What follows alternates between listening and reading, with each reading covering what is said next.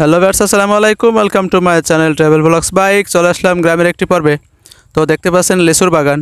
তো শহরের সাইডেই, তো যেহেতু লিচুর সিজন, তো ভাবলাম একটু ঘুরে আসি, কি অবস্থা বাগান দেখে আসি।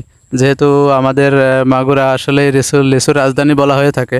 আহ, গ্রাম বেশি দূরে নয়, যেহেতু পাশেই, তাই ভাবলাম একটু দেখে আসি আর আপনাদেরকে দেখাই লিচুর বর্তমান কি অবস্থা। তো অনেক দিন পর আসলাম, তো ভাবিনি এত লিচু আসলেই। তো দেখে খুবই অবাক লাগতেছে যে বাগানগুলো দেখতেছি মোটামুটি ভালোই লিচু। তো আসলে বৃষ্টি নাই, এখন কি হবে জানি না। তো দেখতে পাচ্ছেন রাস্তার দুই পাশ দিয়েই মোটামুটি ভালোই ধরেছে।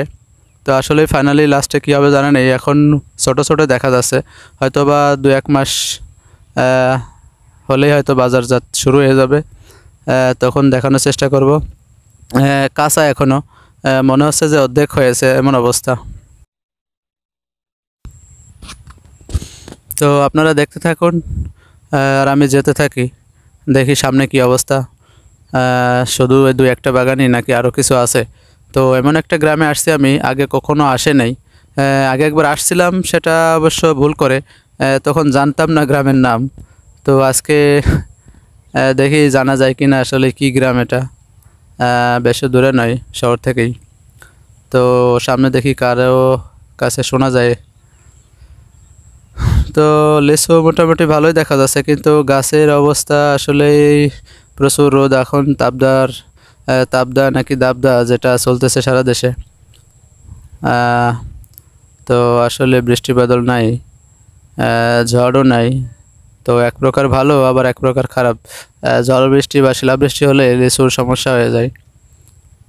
তো দেখতে পাচ্ছেন বাম পাশে একটা গাছে পানি দিচ্ছে, ডান পাশে হ্যাঁ মোটামুটি হয়তো এগুলো কৃত্রিমভাবে মেশিন দিয়ে বা মোটর দিয়ে পানি দিয়ে দেওয়া থাকে। তার একটা দৃশ্য মনে হলো। যেহেতু লিচুর বাগান, লিচু তো ঠিকানার দরকার, আসলে শুকায় যায়। বৃষ্টি হলে মোটামুটি একটু ভালো বড় হয় বা পরিপুষ্ট হয় এমন অবস্থা। তো সামনে যাই, চলেন যাওয়া যাক, সাথে থাকুন। এই বাগানে মোটামুটি কোনো লিচুই নাই মনে হচ্ছে, পরিচর্যাও নাই, লিচুও নাই। আসলে সবসময় বা সব বাগানে লিচু হয় না, প্রতি বছর এমনই হয়তো। আল্লাহ যার চাই তাকেই দেয় হয়তো বা।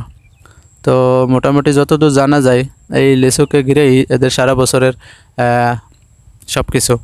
ধান যেমন কৃষকের একটা মূল্যবান সম্পদ, তো যারা লিচু চাষ করে তাদেরকে এই লিচু বিক্রি করে নাকি সারা বছর চলতে হয়। তো অনেক টাকা শোনা যায়, বাগান ধরে আসলে লাখের উপরে লিচুর বাগান বিক্রি হয়।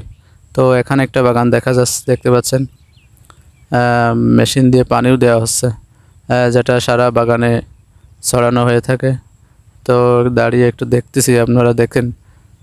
মোটামুটি লিচু কম বেশি আছে, কিন্তু সেলো মেশিন দিয়ে আসলেই, বা কি মেশিন, ছোটো মন্টু মেশিন বলতাম আমরা, যেটা দিয়ে সারা বাগানে পানি দেওয়া হচ্ছে। যেহেতু বৃষ্টি নাই সেহেতু কেয়ার করা, লিচু যেহেতু এটাই তাদের মূল সম্পদ, তো পরিচর্যা তো করতেই হবে যদি ভালো ফলন পেতে হয়।